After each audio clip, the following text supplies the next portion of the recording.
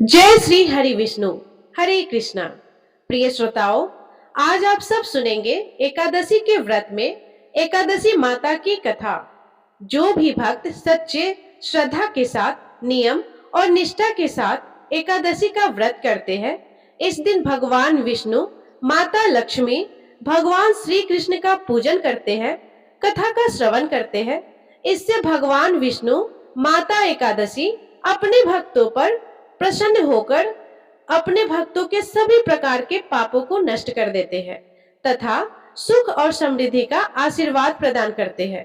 तो आइए सुनते हैं एकादशी माता की कथा। तो प्रेम से बोलिए एकादशी माता की जय, भगवान विष्णु की जय। एक बार एक बूढ़ी माँ ने एकादशी का उपवास रखा। बड़े ही भक्ति भाव से वह एकादशी की पूजा किया करती थी। वह बूढ़ी हो चुकी थी। उन्हें वृद्धावस्था में कोई भी ऐसी वस्तु नहीं चाहिए थी जो वे एकादशी का उपवास रखती, क्योंकि वे एकादशी का उपवास रखने से श्री हरि के कृपा से सब कुछ मिल जाता था। वो बूढ़ी माँ तो अपने बच्चों के लिए, अपने परिवार के सुख सुविधा के लिए इतना कठिन व्रत रखती थी कि वे दिन भर तो बड़ा कठिन में करके और अपनी प्यास को किसी भी तरह से रोकी रही, क्योंकि एकादशी के व्रत में वो जल के एक बूंद भी ग्रहण नहीं करती थी। द्वादशी को ही जल पीकर अपने व्रत का पालन किया करती थी। दिन भर उन्होंने किसी प्रकार अपने मन को संयमित रखा, पूजा पाठ की, व्रत की, कथा पढ़ी सुनी और फिर पंडित जी को मिट्टी के एक पात्र में भरकर पानी और मौसमी फल दान में दिए। दोना भरकर शक्कर भी वितरित की। उन्हें गर्मी के कारण बड़ी बेचैनी हो रही थी। एक तो निराहार और निर्जल रहकर व्रत रख रहा था और ऊपर से प्यास भी अधिक सता रही थी। इस कारण उन्होंने सोचा कि चलो पानी में बैठूं, शायद थोड़ी शांति मिलेगी। ये सोचकर थोड़ी देर वह पानी में बैठी रही। पानी से बार बार कुल्ला करती और मुंह हाथ धोती रही। तब कहीं जाकर उन्हें थोड़ा बहुत चैन मिला। एक तो धूप तेज की पड़ रही थी, इस कारण बार बार बूढ़ी माँ का मुंह सूखा जा रहा था। बूढ़ी माँ बड़ी बेचैन हो रही थी। एक तो बुढ़ापा और दूसरा ये भयंकर गर्मी। बुढ़ापे के तो स्थिति ही कुछ ऐसी होते हैं। बड़ी मुश्किल से धीरज बन पाता है। अब किसी प्रकार रो धोकर दिन कट पाया। अब बूढ़ी माँ के सामने पहाड़ जैसी लंबी रात थी, जिसका कट पाना बड़ा ही मुश्किल दिखाई दे रहा था। चारपाई पर पड़ी हुई बूढ़ी माँ को किसी प्रकार की शांति नहीं मिल पा रही थी। बार बार प्यास के मारे गला सूख रहा था और वे इस प्रकार बेचैन होकर करवटें बदल रही थी। वे उठकर कभी घर से बाहर जाती, फिर अंदर आती। ना उन्हें घर के अंदर शांति मिल रही थी और ना ही बाहर। वे परी परी एकादशी माता को याद करती रही और मन में ध्याती रही कि हे माता, आप मेरी लाज रखिएगा, आप ही मुझे शक्ति दीजिएगा ताकि मैं भली भांति आपका व्रत कर सकूं और ये पहाड़ सी रात सुकून से बीत जाए। प्यास के कारण बूढ़ी माँ के बेचैनी बढ़ ही रही थी।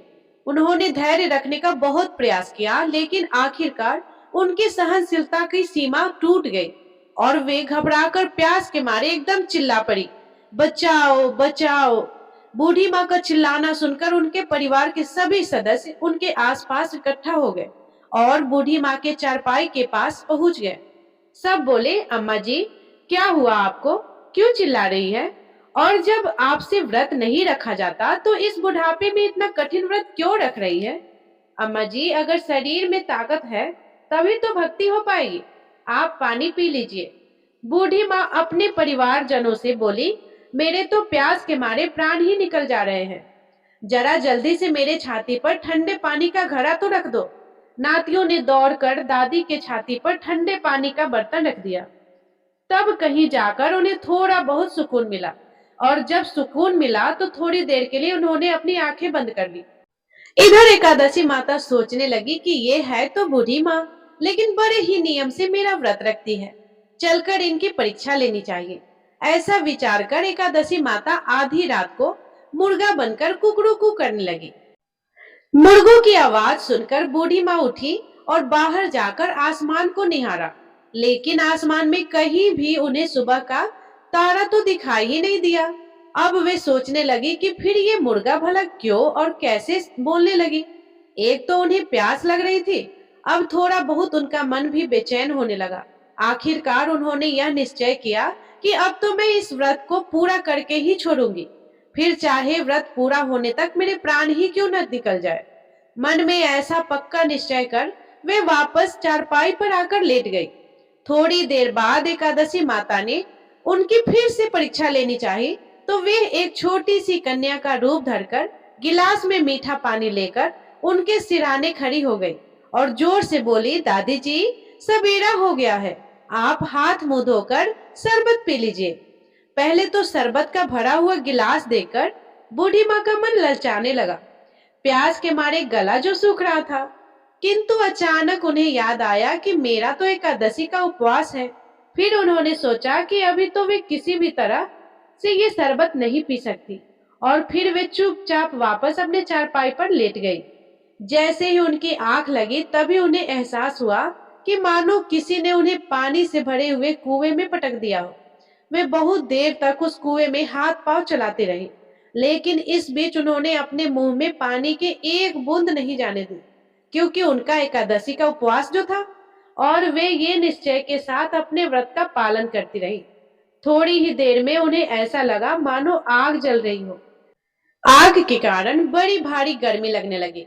प्यास के मारे उनके प्राण निकलने लगे, लेकिन इतना सब होने पर भी बूढ़ी माँ ने पानी की एक बूंद भी नहीं पिया।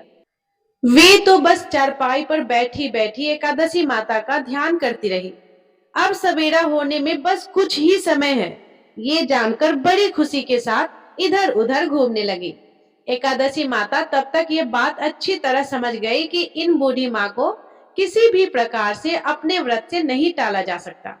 वे उनके सत्य व्रत को भली भांति समझ गई थी। अब सवेरा हो गया तो बूढ़ी माँ ने स्नान किया, भगवान श्री हरि विष्णु का पूजन किया, फिर एकादशी माता की कथा सुनी, ब्राह्मणों को दक्षिणा देकर भोजन करवाया, तब उन्होंने जल ग्रहण किया। कन्याओं को भोजन कराने के बाद ही बूढ़ी माँ ने फिर स्वयं भोजन किया, और उस श्रेष्ठ व्रत के प्रभाव से बूढ़ी अम्मा की आयु बढ़ गई। उनका घर परिवार हरा भरा हो गया। अब उनके पास घर में किसी भी चीज का कोई अभाव नहीं रहा। उनका घर हर प्रकार के सुख साधनों से भर गया, और वे उस दिन से 12 महीने के एकादशी का व्रत करने लगी। एकादशी माता के व्रत के पुण्य प्रताप से इस संसार में हर प्रकार के सुख भोग कर वह बूढ़ी माँ अंत में भगवान श्री हरि विष्णु के धाम को चली गई। जैसे एकादशी माता ने उन बूढ़ी माँ के घर परिवार को हरा भरा किया, वैसे ही हे एकादशी माता, हम सभी के मनोकामनाओं को पूर्ण करना, और इस कथा को सुनने और कहने और हुंकार भरने वाले सारे भक्तों की मनोकामनाएं को पूर्ण करना।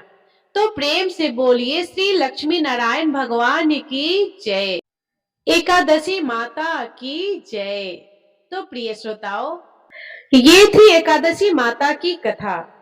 तो प्रिय श्रोताओं, हमें आशा है कि आप सभी को ये कथा पसंद अवश्य आई होगी, और यदि अगर पसंद आई हो तो इस वीडियो को लाइक जरूर कीजिएगा और कमेंट में जय श्री हरि विष्णु अवश्य लिखिएगा। और यदि आप चैनल पे नए हैं तो चैनल को सब्सक्राइब भी कर लीजिएगा। जय श्री हरि विष्णु, जय लक्ष्मी नारायण, धन्यवाद।